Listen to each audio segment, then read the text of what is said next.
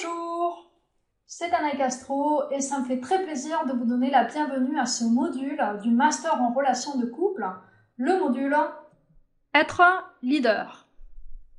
C'est un module extrêmement important, c'est un module qui va intervenir à chaque fois que vous et votre partenaire allez être en désaccord, à chaque fois que l'un ou l'autre, ou les deux, allez vous sentir insatisfait dans la relation.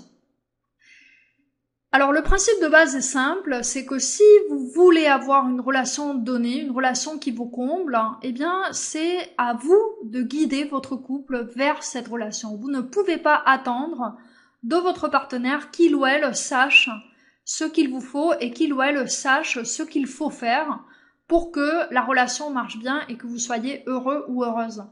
Clairement, s'il ou elle s'y prenait bien, vous ne seriez pas ici. Donc, puisqu'il ou elle n'a pas su s'y prendre, c'est à vous de prendre le rôle de leader, c'est à vous de devenir capitaine du navire de la relation pour le mener à bon port. Alors, qu'est-ce que ça veut dire être leader du couple ? Eh bien, ça veut dire deux choses. La première chose, c'est que quand vous êtes leader d'un groupe, vous êtes au service de ce groupe, vous êtes là. Vous n'êtes pas là pour poursuivre uniquement vos buts personnels, vous êtes là pour que le groupe, dans l'ensemble, réussisse et se porte bien. Les capitaines d'équipe de football, ils sont pas là pour jouer tout seuls, ils sont là pour s'assurer que tout le monde dans l'équipe a sa place. Les professeurs, ils sont là pour veiller au bien-être de leurs élèves. Les politiciens, théoriquement, ils sont là pour être au service de la nation. Donc vous, c'est pareil, si vous êtes leader du couple, ça veut dire que vous êtes au service du couple. Vous n'en faites pas qu'à votre tête, vous veillez aussi bien à votre bien-être qu'à celui de tous les membres de votre équipe. Et votre partenaire, c'est un membre de votre équipe. Donc ça, c'est le premier point qui doit être très très clair pour vous, c'est que dans la mesure où votre partenaire est un membre de votre équipe, eh bien, il y a certaines conséquences du rôle de leader. La première conséquence, c'est que vous ne pouvez pas attaquer votre partenaire. Pourquoi ? Parce que vous jouez dans la même équipe. Si vous attaquez votre partenaire, si vous lui faites du mal, vous êtes en train de vous tirer une balle dans le pied. Si vous voulez que votre couple réussisse, vous avez besoin de votre partenaire. Vous avez besoin qu'il ou elle aille bien, qu'il soit heureux, qu'elle soit heureuse. Donc vous devez vous soucier de son bien-être. Vous ne pouvez pas détruire votre équipe. Voilà, donc ça c'est le premier point.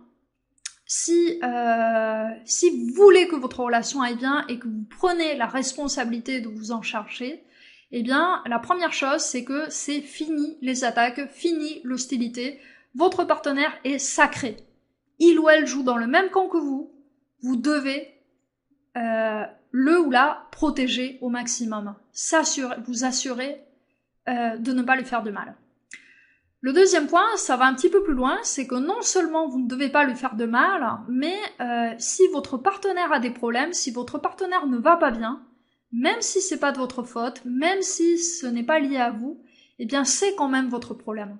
Pourquoi ? Parce que vous êtes leader d'une équipe, vous voulez que votre équipe réussisse. Votre équipe ne peut pas réussir si votre partenaire ne va pas bien. Votre relation de couple ne va pas aller bien si votre partenaire est malheureux ou malheureuse. Donc vous devez faire de votre mieux pour l'aider avec ses problèmes, pour l'aider si il ou elle est en difficulté, si ça ne va pas, voilà. À chaque fois que votre partenaire a des soucis, vous devez le soutenir ou la soutenir. Alors ça ne veut pas dire que vous devez tout résoudre à sa place, hein, ça c'est impossible, il n'y a que votre partenaire qui peut résoudre ses propres problèmes, mais vous devez l'aider dans la mesure de votre possible. Et dernier point, c'est que si vous êtes dans le même camp, si vous êtes dans la même équipe, vous devez lui faire confiance, vous devez lui donner l'opportunité de participer, vous devez lui donner l'opportunité de jouer avec vous et de faire des erreurs en fait. Vous ne pouvez pas avoir une équipe qui fonctionne si vous avez peur de votre partenaire, si vous êtes dans le contrôle, si vous êtes dans la méfiance. Donc là, je vous renvoie à la partie confiance, mais vraiment c'est très très important. À partir du moment où vous voulez que la relation réussisse, c'est essentiel que vous fassiez confiance à votre partenaire. Si vous ne pouvez pas lui faire confiance, alors autant arrêter la relation. Ça ne sert absolument à rien de continuer. Donc voilà, ça c'est le premier aspect d'être leader de votre couple, c'est le fait que vous êtes au service de votre couple, donc au service du bien-être aussi de votre partenaire. Vous ne pouvez pas l'attaquer, vous devez vous soucier de son bien-être, vous devez vous soucier de finalement prendre soin de votre partenaire, l'aider, le ou la soutenir, le ou la chouchouter même, faire en sorte, faire de votre mieux pour que de son côté, ça se passe bien. Maintenant, on a l'autre côté du fait d'être leader dans la relation, hein, évidemment, c'est que d'un côté, vous êtes au service, vous avez des responsabilités, vous êtes au service d'une cause qui est votre couple. De l'autre côté, vous avez un avantage aussi, c'est que vous avez le droit de prendre des décisions. Et là, on en revient aux profs, on en revient aux capitaines de navire, ou aux capitaines de football, ou aux politiciens. Ils sont là pour veiller au bien-être d'un groupe, mais c'est pas au groupe de décider à leur place. Ils sont là pour prendre les décisions. C'est pas aux élèves de décider ce qu'on fait en cours. C'est pas aux gens de la rue, hein, aux citoyens courants de décider la politique du pays. C'est aux personnes qui ont été choisies pour occuper ce rôle. Donc ça veut dire qu'à certains moments, vous allez prendre des décisions pour vous et pour votre partenaire. Vous allez prendre des décisions pour les autres, en l'occurrence pour votre partenaire, et vous allez devoir prendre souvent des décisions qui vont être impopulaires, mais que vous allez prendre pour le bon fonctionnement du couple. Donc là, qu'est-ce que ça veut dire prendre les décisions pour les deux? Qu'est-ce que ça veut dire prendre des décisions impopulaires? Eh bien, ça veut dire deux choses. La première chose, c'est que, tout comme on a dit que votre partenaire est un membre de votre équipe et que donc vous devez vous soucier de son bien-être, eh bien, vous aussi êtes un membre de l'équipe, sans lequel la relation ne peut pas réussir. Le couple n'ira pas bien si vous-même n'êtes pas bien dans votre peau. Donc la première responsabilité que vous avez, votre premier job, votre premier travail, c'est d'assurer votre propre bien-être. Vous pouvez aider votre partenaire avec le sien, mais vous ne pouvez pas être heureux ou heureuse à sa place, hein, parce que vous n'êtes pas votre partenaire. De la même manière, personne ne peut être heureux ou heureuse à votre place, il n'y a que vous qui pouvez décider ce qu'il vous faut et aller le chercher. Donc ça veut dire que si certaines choses dans la relation vous dérangent, il ne faut pas les tolérer. Parce que si vous les tolérez, ça va, même si ça arrange votre partenaire sur le court terme, ça va pénaliser la relation sur le long terme. Vous n'allez pas être bien et vous allez lui faire payer d'une manière ou d'une autre. Ça veut dire par exemple que, allez, pour prendre un exemple, imaginons que votre partenaire arrive régulièrement en retard et que ça vous dérange.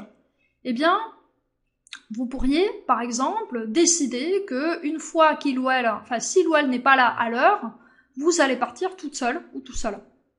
Donc ça va énerver votre partenaire sur le court terme, mais à long terme, ça va signifier que vous allez pouvoir faire vos projets en vous éclatant parce que vous savez que vous n'allez pas arriver en retard au cinéma ou avec vos amis ou à une fête à cause de votre partenaire. Ça veut dire que vous serez de bien meilleure humeur, et ça veut dire que votre partenaire, soit arrêtera de vous faire perdre votre temps, soit s'adaptera et viendra avec vous. Mais s'il ou elle ne veut pas être à l'heure, au moins, vous allez pouvoir être à l'heure et vous allez pouvoir profiter et vous allez être bien dans votre peau. Vous ne pouvez pas résoudre le problème de votre partenaire, vous ne pouvez pas être à l'heure à sa place, mais vous pouvez vous être à l'heure, si c'est ce que vous voulez faire. Voilà, donc ça c'est un exemple de décision que vous prenez pour votre propre bien, même si votre partenaire n'est pas d'accord avec le fait que finalement, vous ne l'attendiez pas. Le point suivant, c'est que vous devez assurer votre bien-être, hein, ça dépend de vous. Et je vous renvoie d'ailleurs à la partie définir le problème, hein, pour définir à chaque fois ce qu'il vous faut, ce qui vous pose problème et trouver une solution qui dépendent de vous, hein, c'est bien de ça qu'il s'agit, c'est à chaque fois qu'il s'agit de votre bien-être, trouver des solutions qui dépendent de vous, prendre des décisions qui dépendent de vous. Le point suivant, c'est que vous êtes aussi responsable du bien-être du couple. Alors évidemment, vous ne pouvez pas être heureux ou heureuse pour votre partenaire, hein, vous n'avez pas toutes les réponses, le couple se construit ensemble, mais c'est à vous de prendre les décisions. C'est-à-dire que la manière idéale de fonctionner dans le couple, c'est de consulter votre partenaire, c'est de lui offrir la possibilité de donner son avis, d'exprimer ses désirs, ses besoins et de proposer des voies d'action. Hein. La meilleure démocratie, c'est celle qui prend en compte, c'est celle qui permet le débat et qui essaye de prendre en compte tout le monde. Hein.